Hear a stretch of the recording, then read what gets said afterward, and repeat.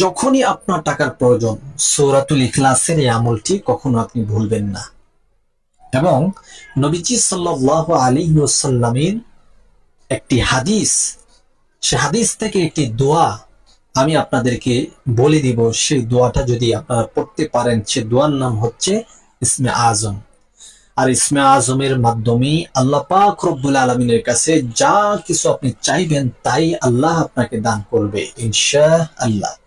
তবে দিল ভরা ইয়াকিন এবং বিশ্বাস নিয়ে আমলটি করবেন।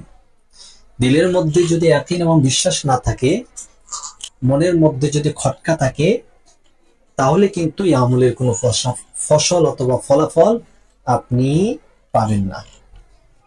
এই জন্য দিনদার মুসলমান মা বোনদেরকে বলতেছি, ভাইদেরকে বলতেছি, আমার বাবারা, আজকের এই আমলটি গুরুত্ব সহকারে শুনুন, মন দিয়ে শুনুন। যেভাবে নিয়ম কানুনটা বলে দিব সেইভাবে আমলটি করুন। আল্লাহ পাক রব্বুল আলামিন আপনার ঘরের মধ্যে আল্লাহর রহমত দান করবে, আপনার রিজিকের মধ্যে বারাকা চলে আসবে। দিন দিন আপনি উপরের দিকে উঠতে থাকবেন, উন্নত হবেন। আপনার ঘরটা জান্নাতের একটা বাগান হয়ে যাবে, জান্নাতের একটি বাগানে পরিণত আল্লাহ পাক রব্বুল আলামিন করে দিবে। তাই আজকের এই আমলটি করার জন্য এই ভিডিওটি সম্পূর্ণ দেখুন। তা প্রিয় দর্শক, আজকের এই আমলটি আপনি করার জন্য সর্বপ্রথম পবিত্র হয়ে যাবেন, নিজেকে গুছিয়ে পবিত্রতা অর্জন করবেন, যেন আপনার মধ্যে কোনো অপবিত্র ছোঁয়া না থাকে অথবা অপবিত্র আপনি না থাকেন। আপনি পবিত্র হবেন, ভালোভাবে ওযু করে নেবেন, এরপরে 3 বার ইস্তেগফার পড়ে নেবেন। আস্তাগফিরুল্লাহাল্লাযী লা ইলাহা ইল্লা হু আল হাইয়ুল কাইয়্যুম ওয়া আতুবু ইলাইহি লা হাওলা ওয়ালা কুওয়াতা ইল্লা বিল্লাহিল আলিয়্যিল আযীম।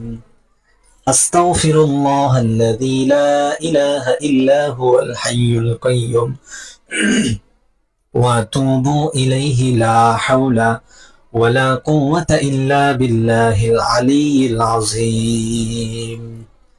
আস্তাগফিরুল্লাহাল্লাযী লা ইলাহা ইল্লা হু আল হাইয়ুল কাইয়্যুম ওয়া আতুবু ইলাইহি লা হাওলা ওয়ালা কুওয়াতা ইল্লা বিল্লাহিল আলিয়্যিল আযীম।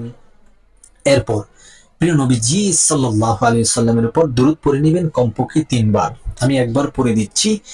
আল্লাহুম্মা সাল্লি আলা মুহাম্মাদ ওয়া আলা আলি মুহাম্মাদ কামা সাল্লাইতা আলা ইব্রাহিম ওয়া আলা আলি ইব্রাহিম ইন্নাকা হামিদুম মাজিদ। আল্লাহুম্মা বারিক আলা মুহাম্মাদ ওয়া আলা আলি মুহাম্মাদ কামা বারাকতা আলা ইব্রাহিম ওয়া আলা আলি ইব্রাহিম ইন্নাকা হামিদুম মাজিদ। এরপর সূরাতুল ইখলাস আপনি পড়বেন। বিসমিল্লাহির রহমানির রহিম। কুল হুয়াল্লাহু আহাদ আল্লাহুস সামাদ লাম ইয়ালিদ ওয়া লাম ইউলাদ ওয়া লাম ইয়াকুল লাহু কুফুয়ান আহাদ। এই সূরাটি আপনি 7 বার পাঠ করবেন।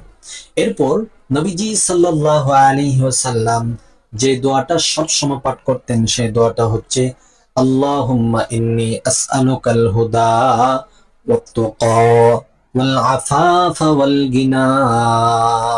7 বার পড়বেন। আল্লাহুম্মা ইন্নী আসআলুকাল হুদা ওয়াত তুকা ওয়াল আফাফা ওয়াল গিনা। 7 বার পড়ার পর নবীর উপর আবার আপনি 3 বার দুরূদ পড়ে দুটা হাত তুলে আল্লাহ পাক রব্বুল আলামিনের কাছে আপনি দরদ ভরা কণ্ঠ নিয়ে, মন ভাঙ্গা কণ্ঠ নিয়ে, চোখের পানি ছেড়ে ছেড়ে আপনার ভিতরের কথা বলবেন, আপনার সংসারের অভাবের কথা আল্লাহকে জানাবেন।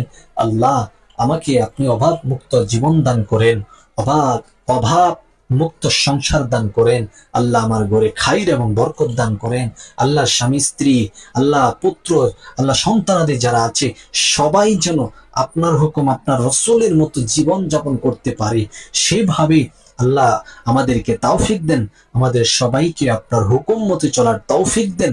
এইভাবে আপনি দোয়া করবেন। এই আমলটি করে দিল ভরা বিশ্বাস নিয়ে, ইয়াকিন নিয়ে, ইমানের সহিত যখন আল্লাহকে বিশ্বাস করে দোয়া করবেন, আল্লাহ তাআলা আপনাকে মাহরুম করবে না।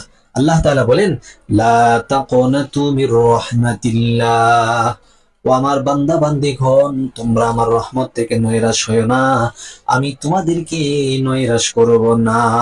সুবহানাল্লাহ। তা আল্লাহ আপনাকে নৈরাশ করবে না। আপনি সূরা ইখলাস এবং হাদিস থেকে যে দোয়াটি পাঠ করেছি, দোয়াটা আপনি পড়ুন, ইনশাআল্লাহ সফলতা আপনার হবে।